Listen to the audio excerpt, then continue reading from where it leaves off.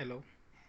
Hi friends, I am Lokesh Prajapat, net qualified assistant professor and मैं पिछले 5-6 दिन से है ना कंटिन्यू मेरे को कॉल्स मैसेजेस आ रहे थे कि एमकॉम प्रीवियस का पेपर है कि आपके पास पीडीएफ वगैरह जो भी है या उसका कुछ स्क्रीनशॉट फ़ोटोज़ वगैरह। तो अभी मैंने वही पुराना सब ढूंढा तो ये पेपर मिला है।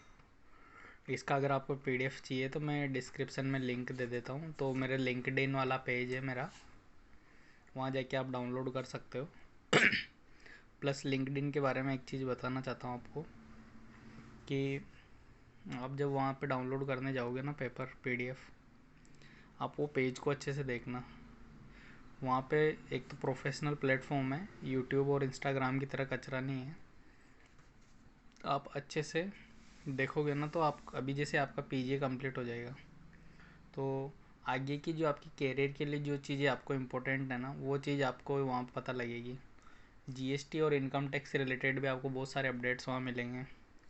तो अगर आप खुद को अपडेट रखना चाहते हो और अगर कहीं पे भी जॉब भी करना चाहो तो सीवी वगैरह बनाने में इश्यू आता है, जॉब का सीवी या कुछ कहीं पे फैकल्टी के लिए पढ़ाना है तो पढ़ाने का सीवी या कोई बैंकिंग का जॉब है तो सीवी से रिलेटेड गाइडेंस भी उसमें आपको मिल जाएगा जब पूरा पोस्ट चेक करोगे आप।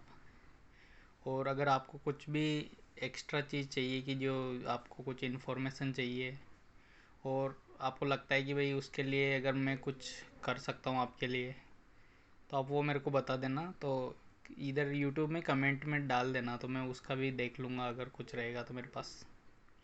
ओके चलो अब अपन लेट नहीं करते हैं क्योंकि आपके भी कल एग्ज़ाम है।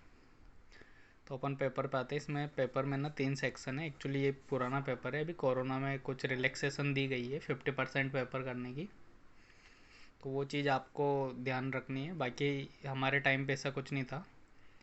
तो इसमें 3 सेक्शन होते हैं। पहले सेक्शन में ये 10 मार्क्स के क्वेश्चंस हैं। उसके अलावा जो उसके अलावा ये जो बी सेक्शन और सी सेक्शन है, बी में 10 मार्क 10 क्वेश्चन है, 5 करने हैं। सी में 4 क्वेश्चन है, 2 करने हैं। ओके, तो अपन पहले ए सेक्शन से स्टार्ट करते हैं। तो इसमें कि मतलब मैं थोड़ा पेपर डिस्कस कर लेता हूँ ताकि आपको कुछ ओवरव्यू आ जाए, थोड़ा आइडिया आ जाए कि किस टॉपिक से रिलेटेड क्वेश्चंस एग्ज़ाम वाले पूछते हैं। बाकी डिटेल तो मैं खुद भी नहीं बता पाऊँगा क्योंकि अभी बहुत टाइम हो गया मेरे को पढ़े हुए। ओके, फर्स्ट इसमें कि अकाउंटिंग स्टैंडर्ड्स जो है उसके इश्यू करने के ऑब्जेक्टिव। एक तो फाइनेंशियल स्टेटमेंट का बेटर प्रेजेंटेशन और फॉलोइंग गवर्नमेंट गाइडलाइन। सो इसके मोस्टली 2 ऑब्जेक्टिव यही है। डिविजिबल प्रॉफिट मीन्स कि जो प्रॉफिट आप आपके स्टेक होल्डर्स में डिवाइड कर सकते हो, दैट इज डिविजिबल प्रॉफिट। तो थर्ड है इसमें state any 4 intangible assets. Intangible assets include trademark, patent, copyright, goodwill. Okay, state 5 major sources of revenue for hotel. Hotel के लिए आपको थोड़ा इमेजिन करना पड़ेगा कि होटल में क्या क्या इनकम हो सकती है। तो इसके लिए आप देखोगे कि उनका मेन इनकम होता है रूम रेंट से।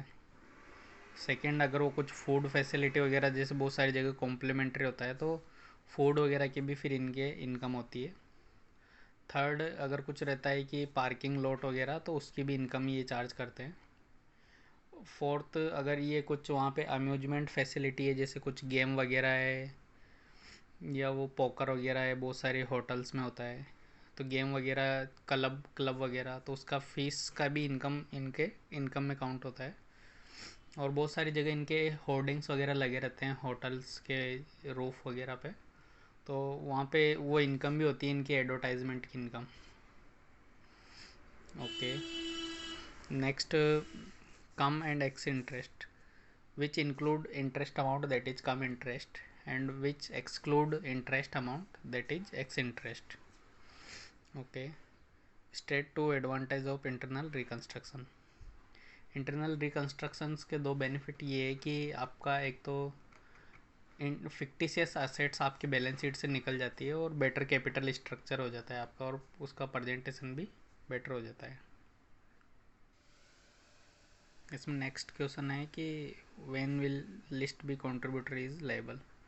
लिस्ट बी कंट्रीब्यूटरी क्या होते हैं कि अगर किसी ने लास्ट 1 ईयर में अगर अपने शेयर्स ट्रांसफ़र किए हैं, कोई कंपनी के शेयर होल्डर थे साल भर पहले बट उन्होंने किसी रीजन से ट्रांसफ़र कर दिए, तो इन केस ऑफ लिक्विडेशन अगर कंपनी लिक्विडेशन में जा रही है और करंट शेयर होल्डर्स उसकी लाइबिलिटीज़ को पे नहीं कर पा रहे, तो कंपनी लिस्ट बी कंट्रीब्यूटरी में इनको बुलाती है जो इसके जस्ट पहले वाले शेयर होल्डर है। तो वो चीज़ है। और नेक्स्ट क्वेश्चन, ओके, इसमें उसको प्री इनकॉर्पोरेशन प्रॉफिट को कैपिटल रिजर्व गुडविल जैसे भी होगा वैसे करके अकाउंटिंग करना पड़ेगा। What do you mean by social cost? Social cost आप CSR वाला कॉस्ट रेफ़र कर सकते हो, सेक्शन 135 ऑफ कंपनीज एक्ट। उसमें दिया हुआ है कि कॉरपोरेट सोशल रेस्पॉन्सिबिलिटी, कोई भी कंपनी अपनी लोकेलिटी में उसको सोशल डेवलपमेंट भी करना पड़ेगा।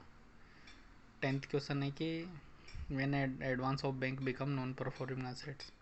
ये NPA वाले नॉर्म्स है, तो NBFC नॉर्म्स करके आप गूगल पे सर्च करोगे फॉर नॉन परफॉर्मिंग एसेट्स, तो आपको NBFC के नॉर्म्स मिल जाएंगे जिसमें बहुत सारी एसेट्स 90 डेज़ में NPA होती है, बहुत सारी 60 डेज़ में होती है, हायर परचेज इंस्टॉलमेंट अलग होती है।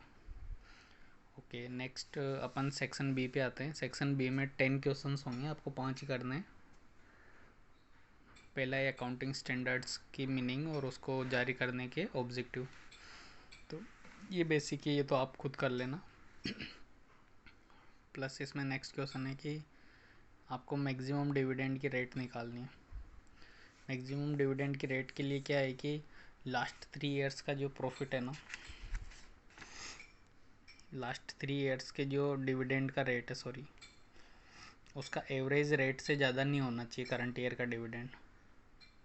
और बाकी जो इसमें रूल्स है वो आप देख लेना कि पिछले साल का अगर कुछ कैरी फॉरवर्ड लॉस डेप्रिसिएशन वगैरह है तो वो सेट ऑफ करना पड़ेगा। 4th क्वेश्चन है, आपको ऑक्यूपेंसी रिपोर्ट बनानी है, मतलब होटल्स वगैरह के केस में आपको ऑक्यूपेंसी रिपोर्ट बनानी है कि कितना होटल ऑक्यूपाइड रहता है।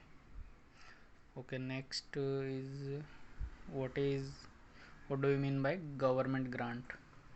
गवर्नमेंट ग्रांट के लिए अगर आपके पास नोट्स है तो वेल एंड गुड, नहीं है तो आप गूगल पे ये सर्च करना अकाउंटिंग स्टैंडर्ड 12, तो उसमें आपको सारा मिल जाएगा कि गवर्नमेंट ग्रांट को कब फिक्स असेट्स में ऐड करेंगे, कब उसको रेवेन्यू नेचर में मानेंगे, कब उसको डेफर्ड इनकम की तरह राइट ऑफ करेंगे, वो सब चीज़ें। Okay, next, state in brief accounting issues relating to merger. ये मर्जर के लिए आपके नोट से देखना कि क्या क्या इश्यूज अकाउंटिंग में आते हैं जब मर्जर वगैरह करते हैं। क्वेश्चन नंबर 7, क्वेश्चन नंबर 7 में आपको हायर परचेज इंस्टॉलमेंट में जो जर्नल एंट्रीज वगैरह होती है, बुक्स ऑफ अकाउंट्स लेजर वगैरह बनते हैं, उसकी एंट्री आपको करनी पड़ेगी, तो वो आप एक बार बुक्स को रेफ़र करना। 8 वाला क्वेश्चन है माइनॉरिटी इंटरेस्ट। माइनॉरिटी इंटरेस्ट क्या बोलता है कि जितना आपका कंट्रोल में नहीं है ना, that is minority interest. Means जैसे आपने 10% 12% एक्वायर किया तो 10% 12% आपको माइनॉरिटी इंटरेस्ट हो जाता है कि क्योंकि आप कंट्रोल तो कर ही नहीं रहे। और इसमें कॉस्ट ऑफ कंट्रोल और कैपिटल रिजर्व, जब अपन असेट से एक्वायर करते हैं अगर अपन ने ज़्यादा पे किया तो that is goodwill which can be called as a cost of control, and अगर अपन ने कम पे किया तो कैपिटल रिजर्व। ओके, नेक्स्ट क्या है कि क्वेश्चन नंबर 9, वॉलंटरी लिक्विडेशन में चली गई कंपनी, तो इसमें आपको एक लिक्विडेटर का फाइनल स्टेटमेंट बनाना पड़ेगा। इसके लिए आपको है ना एक चीज़ ध्यान रखना कि आपको है ना वो सीक्वेंस याद होना चाहिए कि किस क्रम में लाइबिलिटी का भुगतान किया जाएगा। तो उससे क्या है कि आपका ये लिक्विडेशन स्टेटमेंट बन जाएगा। और ध्यान रखना कि हमेशा जो लिक्विडेशन के एक्सपेंसेज है वो सबसे पहले पे किए जाते हैं। ओके, नेक्स्ट है 10th वाला, narrate the characteristics of social report. ये मेरे लिए भी आउट ऑफ सिलेबस ही था, तो इसका कोई don't worry. What are provisioning norms on advances, इसके लिए आपको NBFC की गाइडलाइन देखनी पड़ेगी कि प्रोविजन के नॉर्म्स क्या है। इसमें DICGC कवर जो होता है वो उसको हटा के प्रोविज़न वगैरह निकालते हैं। Question number 12 section C। इसमें वो जो मैं स्टार्टिंग में बोला था आपको कि लिस्ट बी कंट्रीब्यूटरीज, इसमें कि एक सेकेंड, ये पूछ रहा है कि से सूची बी से ये लिस्ट बी क्या होता है और वो कब और किस लिमिट तक वो लायबल होते हैं। तो इसमें लिस्ट भी वही है कि जो लास्ट 1 ईयर में उन्होंने शेयर ट्रांसफ़र किए वही लोग हैं, और करंट शेयर होल्डर्स क्या है, कंपनी की लाइबिलिटी पे नहीं कर पा रहे। ओके। और क्वेश्चन नंबर 13 में आपको डिटेल नोट लिखना है कि इंटरनल रिकन्स्ट्रक्शन क्या होता है, एक्सटर्नल क्या होता है, amalgamation in the nature of merger and nature of purchase क्या होता है। तो ये आपको आप एक बार अगर पढ़ा हुआ रहेगा तो उससे भी आप ये नोट डाल सकते हो, बना सकते हो। लास्ट क्वेश्चन है कंसोलिडेशन का। अगर आपकी हिम्मत हो पढ़ने की तो आप ये ज़रूर पढ़ना, क्योंकि मेरे तो है ना ये समझ में नहीं आता। ये रिकन्स्ट्रक्शन वाला क्वेश्चन है। Journal entry scheme of capital reduction account बनाना है आपको क्वेश्चन नंबर 14 में। और क्वेश्चन नंबर 15 जो है वो prepare a consolidated balance sheet taken into the following consideration. तो ये चीज़ आप देख लो। ये कंसोलिडेशन वाला क्वेश्चन है। और अगर आपको इसका PDF चाहिए तो आप इसका डिस्क्रिप्शन बॉक्स में मैं लिंक दे देता हूँ, तो आप वो लिंक को क्लिक करके और लिंक्डइन से डाउनलोड कर लेना। और आपको कल के लिए ऑल द बेस्ट। और अगर कुछ कन्फ्यूजन रहे या कुछ नोट्स कोई टॉपिक का नहीं मिल रहा हो, जनरली इंग्लिश में मेरे पास अवेलेबल रही हैं, अगर नहीं मिल रहा हो तो आप यूट्यूब पे नीचे कमेंट में डाल देना, तो मैं वहीं पे आपको रिप्लाई कर दूँगा कि कहाँ से आपको नोट्स डाउनलोड करना है, या लिंक शेयर कर दूँगा कुछ ऐसा रहेगा तो। ओके चलो, thank you, bye bye, have a nice day.